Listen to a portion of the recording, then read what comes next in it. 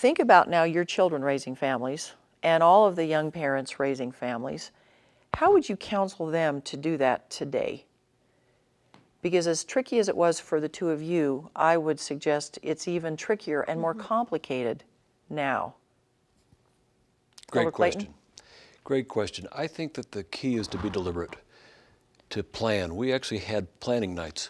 We would go out to dinner and bring pieces of paper and talk about each child and look at the calendar and analyze the family. What do we need to do? Where are we strong? Where are we weak? What changes do we need to make? We try to be quite deliberate about it. That planning has persisted with us. We still do it. Every week we get together, look at the calendar, talk about everything we're going to be doing. What needs emphasis? What are things we should avoid doing, or not avoid, but just eliminate? What are things that would be nice but aren't essential? And I think in raising a family today, that essential versus nice distinction is one that's worth thinking about. There are so many good things to do. Not all of them are essential. And when a family's raising kids and they've got work and all of the other things that the family has to go through, doing the laundry and keeping food on the table and weeding the garden and so on, it's just really hard to do it well unless you eliminate some things. You add some things, you eliminate some things.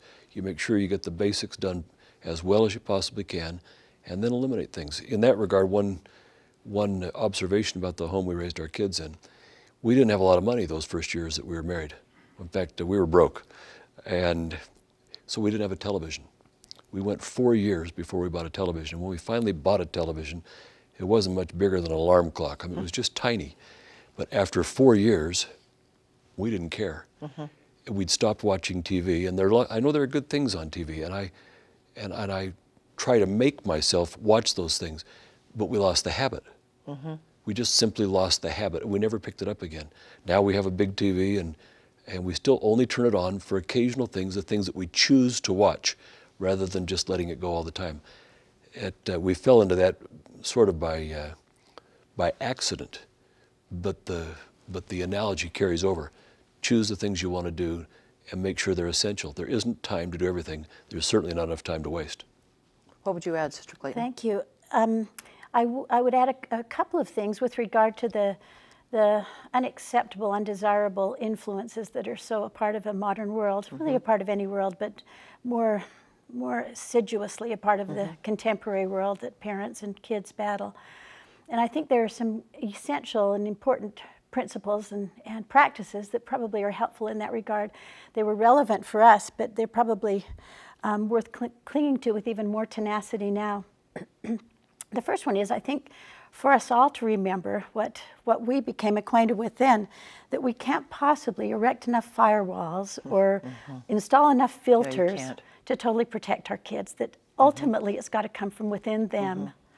And that our goal was for our kids and is now for our grandkids, and I hope would be for parents everywhere, to try to fortify the internal compass and personal filters of young people so that their aversion to those things comes from inside themselves, not as a result of an inability to access, because that's never going to be realistic. We can't possibly avoid all of the exposure that they'll inevitably bump up against. So that's I think the critical goal.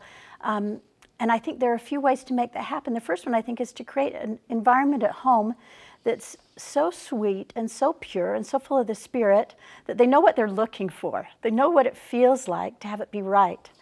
And as a result of that exposure, then the divinity within them really craves that good and knows what they're seeking. And then the second part that we tried so hard to have be a governing principle in our family was that there was never a question or a concern or even a doubt that our kids could express to us with honest hearts that we wouldn't entertain and listen to and seek to respond to with the best of our own personal faith and understanding and knowledge. So you encouraged openness. So we encouraged conversation. And over the years, they have talked to us about a lot of things, hard things sometimes, but we wanted them to feel free to come to us with whatever conversation they needed to have, that we were their first resource for that kind of conversation. Now, my husband is essentially a morning person, so he was really good with the early morning hard questions. My inclination, my physiological disposition tends to be more of a night kind of a girl. So the night times, he was brave about propping his eyes open. But I tried to do the lion's share of the work with the teenagers when they had the late night questions, because that was more comfortable for me physiologically. But the point was to be there for them and to make them feel at home with conversation. And then the last thing would be to help them essentially develop a relationship with the Spirit that they recognize and that they crave and that they respond to with enthusiasm, so that when they're out and about and beyond our purview, they make those choices, because ultimately it's between them and heaven.